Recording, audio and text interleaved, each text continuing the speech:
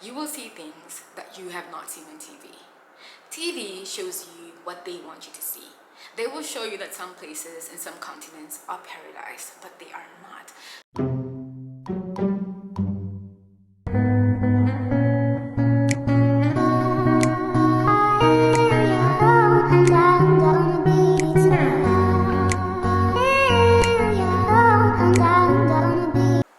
Hi guys, welcome back to my channel. If you're new here, my name is Rauha and I'm from a beautiful country called Namibia. For those of you who don't know, Namibia is basically a country in the southern part of Africa. So if you've not heard about it, then it's time for you to look it up and familiarize yourself with where I'm from. So in this video, I'd obviously like to share with you guys that I know it's been a very long time and that you guys miss me and I miss you too. It's just that I've been so caught up with my travel journey and I've not really had time to just, edit videos, and I didn't want to come on YouTube when I'm not like relaxed and really have time to, like just share some content with you guys. I wanted to be in the right space to do it, and obviously one of the reasons why I did resign from my job is because I wanted to just take some time off to really rest and, find myself and figure a few things out and really just like have an amazing experience while doing all of that, and learning more about the world itself. And I have to say it's been a really great learning experience. In some aspects very shocking. I feel like every time you travel you do experience some culture shock, and obviously this is the first time that I have traveled for a very prolonged period of time. Usually when I did travel to other countries it was more like an on and off thing, especially while I was studying. So I would probably like have a summer break, or I would have some holidays, and I'll be able to like go to one country and then come back, and then go to another country, come back, and so forth. But this time around it's literally been a very long time traveling. So I've taken 3 months to travel. Not actually 3, it's actually longer than that, and that's because of 1 or 2 reasons. But yeah, technically this video is then just really about me saying I miss you guys, and we are going to dive into the question of, or rather the topic of, things I've learned whilst traveling so far. Because I feel like we're always learning, and every time you travel to like a new place you learn new things. Every time you travel to continent, the experience is different, the learning experience is totally different.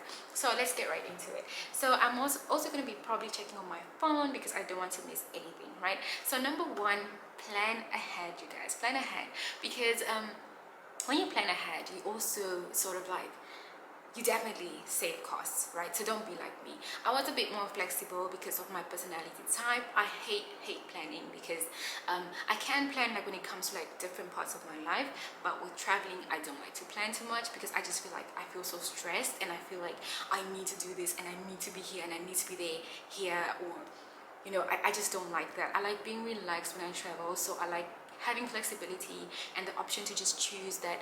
I can literally wake up today and be like, oh, okay, tomorrow I'm going to Germany, and if I don't like Germany I can just be like, oh, okay, you know what, 2 days is enough, I'm going here next, or I'm going there next, right? And sometimes I do actually bargain on like cheap flights and all of that. So I randomly just do like a sky scanner search, and I'm like, wherever I see a cheap ticket I can just book that without any restrictions, because I've already bought tickets and all of that.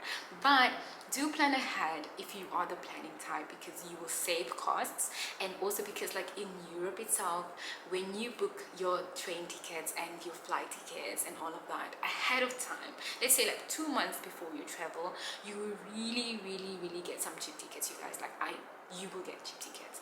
And another thing like you should know is that if you are, for example, in the eastern part, you don't want to be jumping from east to west, or you want to travel in a way that your countries are not too far from each other, so you'll be going down a route like that, or a route like that. So you don't want to be jumping from this side of the map to that side, if most of the countries you want to travel on this side, right? So you want to kind of make sure that you're traveling like on in accordance to your plan, right? So plan ahead, because you will save costs, and obviously if you're the type that loves planning, then you will not be stressed. For me, I hate planning when it comes to traveling because it makes me feel so stressed, and it makes me feel like I need to be somewhere at this time and on that day, so I don't do that, right? So number 2, safety, personal safety and personal belongings, right? Make sure that you are always safe, because honestly, you don't want to have a trip where something bad happens to you. Of course, there are unforeseen things that can and could happen, but for the most part, a lot of things are so avoidable. And actually, before I started traveling, I actually listened to this podcast where this guy has traveled to over 80 countries, and he spoke about all the times that he was robbed, mugged, and beaten, or he was involved in a fight. And he actually concluded that, all in all, he actually realized that when all these things happened, it was either two things. It's either he was out very late at night, or two, he was drunk.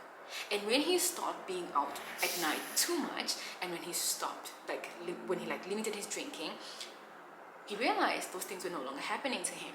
And I feel like it's actually one of the reasons why I think, obviously God has kept me safe, but secondly, I'm not too involved in the nightlife. I prefer to wake up in the morning and do all my activities, and then obviously I don't drink alcohol, so I think that also, and especially for us as women, sorry to say, but we are the epicenter of modern problems. So just being sober and knowing where you are at all times is very, very important. So I'm not saying don't drink, but drink responsibly if you're the type of person who actually drinks, right? So yeah, always be safe and always make sure that your important belongings are safe. So personally, I have one bag where I keep all my cameras, my drones, and my drone, my two cameras, my passport, my ATM card, my phone, right? Everything else that's in my big backpack does not matter. I could literally lose my backpack and I would not care, because there's nothing valuable there. And everything that's in my main backpack is replaceable. I wouldn't even be stressed if I lost my backpack. But that little bag that I have with all my little stuff, that is so important. And like I always say, there are literally three things, and I could say four, but there are three things that I know are always on me and I always need when I travel, which is my phone, my passport, and my bank cards. These three things are literally always in one little tiny bag, and I prefer it that way because I just always know where it is. So in the hostels, for example, if I don't have a locker that's secured, I put it right under my pillow. So my phone is there, and my little bag with my passport and my cards is also there. I don't carry cash, so that was good for me.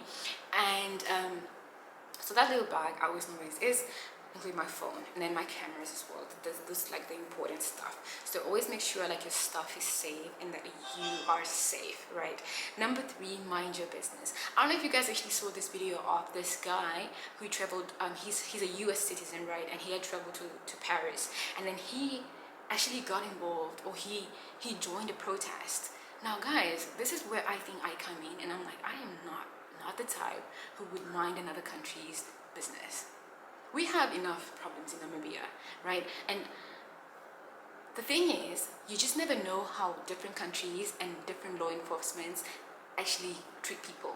So you don't know if in that country, as protesters, you are beaten or you're shot. There are a lot of countries where protesters get literally shot down. So if you don't know what the law does to people in that country, I suggest you don't even join those kind of things. And trust me, when you travel, you will literally come across different stuff, and let's just call it what it is. You will see a lot of bullshit your way, and I tell you what, mind your business. If you see something happening next to you, if you see people fighting or people arguing, walk away and just continue your journey, because you are not there to be a middleman, or you're not there to resolve other people's conflicts. You are a traveler, and that's what you should be doing.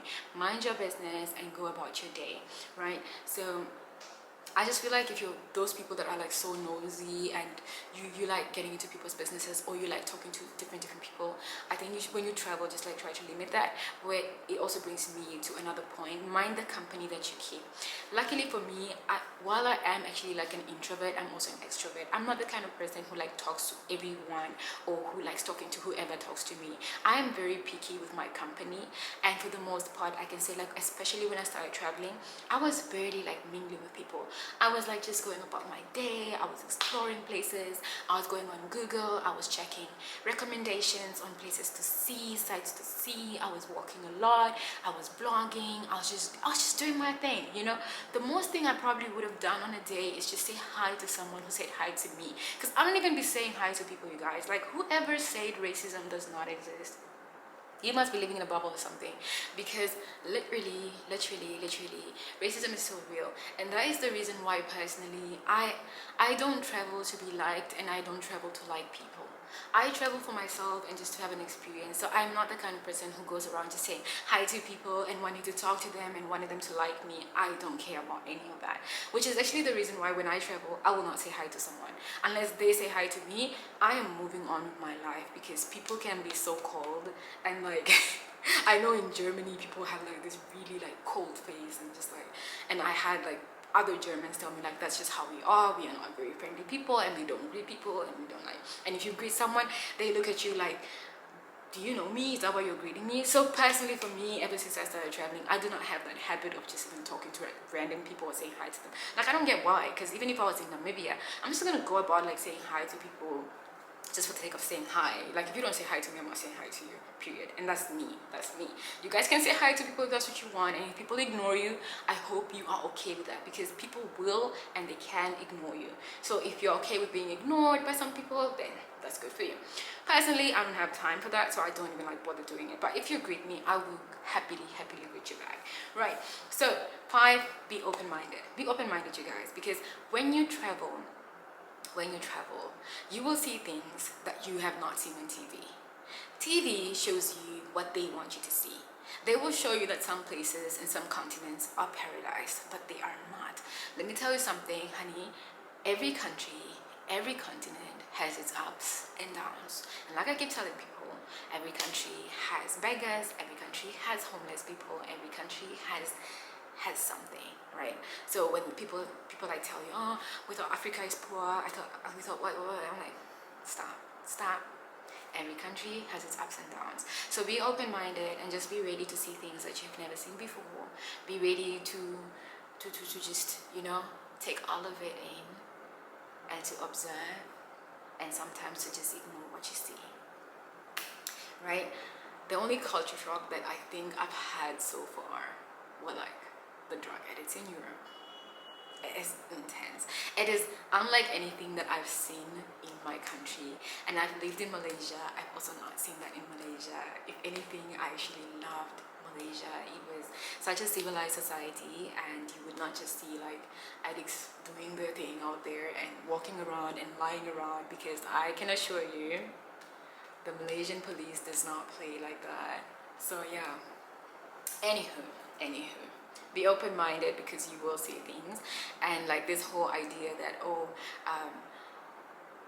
Europe is so rich and blah blah blah. Yes, there are a lot of rich European countries, and Europe itself, like obviously they are financially, they are a lot of like ups to it, but don't think like you will not meet beggars, you will not meet homeless people, you will not meet addicts lying around, you will see all kinds of things. So be ready to see that. 5, okay, 6, travel light, because honestly, just having like a lot of luggage, I feel is such a huge burden for me, especially when you're traveling for like a really long time. When it's like a short period, you're traveling like for a week or 2 weeks, it's okay, or even a month. When you're traveling like for a really long time and you are going about, I think traveling light is like one of the things that you really might want to consider, because obviously there are going to be times that you are going to walk. You can use obviously the public transport, there are trains, there are buses, but you also want to walk sometimes, because obviously it's also another way of saving costs. But I will do a different video on how you guys can save costs. All right, next, ask questions, you guys. It is not science. Ask questions. There are information counters everywhere. Okay, not everywhere, but you get what I mean, right? And a lot of like places where you ought to want to ask information, there are usually information counters, such as in the train stations, the bus stations, in the airport, in the shops. Ask questions. If you see that big eye, ask questions. And if you really just be like, you know what, I've tried Google, I've tried my maps, and I still can't find the place that I'm looking for, ask a stranger. A lot of people are scared to travel because they don't know where this is, or they're scared to get lost, or they don't know what. Again, ask questions. You guys, there is nothing more frustrating than being scared to ask questions because we don't know it all. You are definitely gonna want to ask questions because you don't want to get lost, and you don't want to be the person who's just going about not knowing what to do. Ask the people the questions you need to ask so that you can go about your day stress free.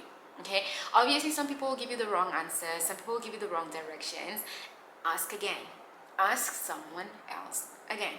Okay, so ask questions, and also make use of like apps like Google Lens that allows you like to translate things, because you are going to be going about and sometimes you see a sign or you see information and you don't understand it. So just take your phone and then use Google Lens, and then it'll be translated right in front of you, right? You don't have to type in something to translate it when you can just use your camera to translate what you need to translate. So power of technology.